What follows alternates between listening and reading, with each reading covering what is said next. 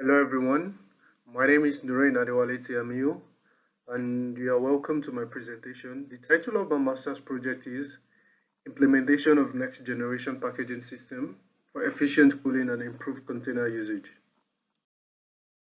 In this presentation, a brief background of this research will be outlined, the problem statement, the aim and the specific objective of this research, summary of research results, and lastly, the impact of this research on the palm and stone fruit industry will be outlined. Refrigerated fruit containers are used for the transportation of fruits to distant export markets. For the quality preservation of fruit, it is essential to have uniform and efficient control of fruit temperature during transportation. Refrigeration is achieved by delivering cold air along the T-bar floor of the container.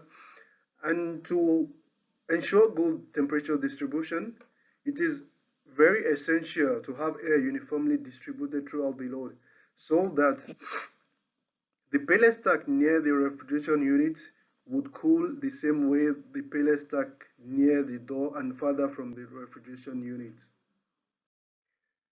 Problem statement of this research.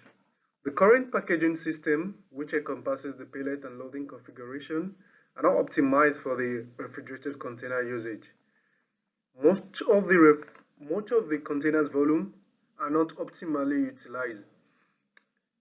In a fully loaded container, there are many open areas which contributes to the huge bypass of airflow and makes airflow distribution to be heterogeneous in a container.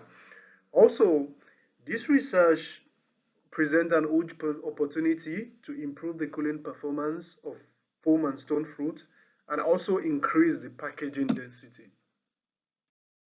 The aim of this research is to develop improved packaging system in terms of space utilization and cooling performance of a refrigerated fruit container. Objectives of project. Firstly, to develop and validate CFD model of heat and mass transfer in refrigerated containers.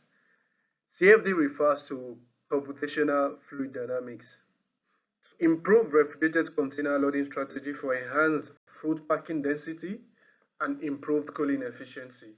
And lastly, to identify optimal pellet air permeability needed to operate containers efficiently and cool fruit effectively.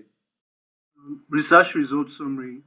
A CFD model of a fully packed refrigerated container was developed and experimentally validated by conducting air velocity measurement and fruit temperature measurement. So the figure shows the developed CFD model and different labeling of the major parts. So you can see the T-bar floor type in the container, the packaging system which encompasses the pellets and the different loading scenarios, and also the refrigeration unit. The major component of the refrigeration unit were captured in the model, such as the axial fan and the evaporator coil. So the axial fan were implicitly represented by conducting a performance experiment. So the momentum source equation derived from the experiment were infused in the model to be able to accurately replicate the axial fan blade flow. And also the evaporator coil were represented by experimentally determining energy equation, which captures different cooling mode and remove it at an accurate rate. The graph shows the airflow distribution along the length of the container. When the distance to the cooling unit is actually very low, there is high velocity magnitude, but when the distance to the cooling unit is high, there is low velocity magnitude. So there is a quick animation of airflow pattern inside the refrigerated container to see how airflow distributes within the pellet stack and in free space in the container. Also, in this research, different packaging systems were evaluated for container space utilization and cooling efficiency. The figure shows different loading scenarios that were evaluated in this study. The figure shows the different carton design for the evaluated packaging system, and the table shows the floor area usage ratio of the evaluated packaging system. Standard A and Standard B uses 87.7 percentage floor ratio, while Standard C uses 92.1% floor ratio, while X uses 97.4, uses 94%, while TESS, which shows superior performance in the space utilization, uses 99% of the floor area usage ratio. The graph shows the characterization of airflow in the evaluated packaging system. So from the graph, we can see that the X and the test design shows an improved airflow profile, while the standard packaging designs, which is the standard A, B, and C, show similar airflow profile with different heterogeneity indices. Now the figure here shows the simulated velocity magnitude contour. So we can see that the standard A, B, and C, which are the first three, has large region of low velocity airflow. In general, the X and the test design shows better performance in container utilization and cooling efficiency than all the standard designs. One of the interesting problems we solved in this research is that when the flow resistance vertically is higher than the flow resistance horizontally, at a certain critical point, we found out that air flows left to right, which is horizontally, instead of flowing bottom to top within the pellet stack, which is vertically.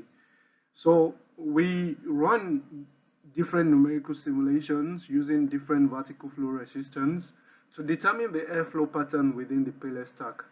So we found out that the transition from vertical airflow to horizontal airflow pattern in the pellet stack occurs when the flow resistance is 7,500. So this finding is actually an invaluable finding which will be used in future ventilation design. The research impact. This research provides motivation towards the use of alternative packaging design, which can significantly enhance the efficiency of fruit exports. Increasing container volume utilization and improving cooling performance will enhance both quality preservation and reduce cost of palm and stone fruit export. This research has provided a strong knowledge background for further research to characterize other packaging system in cold chain towards full implementation. I'd like to acknowledge my supervisors, Dr. Towel and Professor Obara, and Otgro for the funding, and my research group also, Sachi Post Harvest. Thanks very much for listening.